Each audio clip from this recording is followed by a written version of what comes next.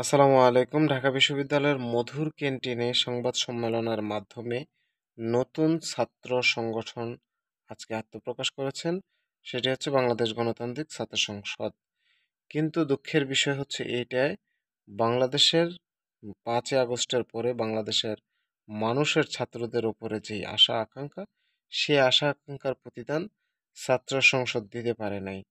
তার মূল কারণ বৈষম্য বিরোধী ছাত্র আন্দোলন থেকে গড়ে ওঠা যে ছাত্র সংগঠনটি, সেটি বাংলাদেশের ছাত্র রাজনীতির জন্য একটি কলঙ্কিত অধ্যায় হয়ে উঠল।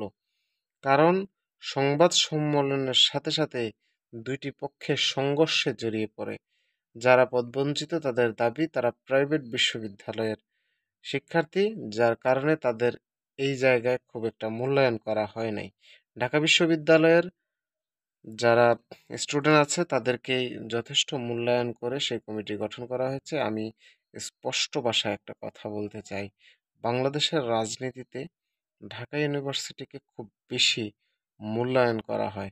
কিন্তু একটা জিনিস বুঝতে হবে, 5ই আগস্টের যে আন্দোলন সংগঠিত হয়েছে তার মাঝে প্রাইভেট বিশ্ববিদ্যালয়গুলোর অবদান কখনোই অস্বীকার করা যাবে না।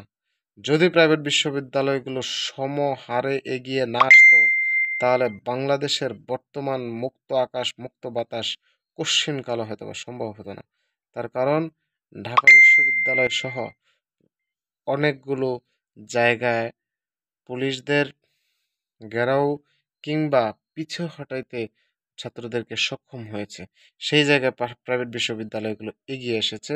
এবং একটা জিনিস আপনি খেয়াল করলে দেখবেন, এই আন্দোলনে সবচেয়ে বেশি জীবন দিয়েছে প্রাইভেট বিশ্ববিদ্যালয়গুলো। ঢাকা বিশ্ববিদ্যালয়ের জীবন দেওয়ার সংখ্যা কিন্তু শূন্য। আশা করছি আমার কথাগুলো বুঝতে পারছেন। বৈষম্য কিংবা ছাত্র রাজনীতির ইতিহাসে এইরকম সংবাদ সম্মেলনের দিন একটা ন্যাক্কারজনক ঘটনা ঘটে যাওয়া কিংবা আলোচনা, আমি মনে করি আলোচনা ছাড়াই একটি কমিটি গঠন হয়েছে। বিভিন্ন দিক থেকেই সমালোচনার তৈরি হয়েছে। বাংলাদেশের রাজনীতির জন্য এটি খুব একটা শুভকর বিষয় নয়। ধন্যবাদ সবাইকে। আসসালামু আলাইকুম।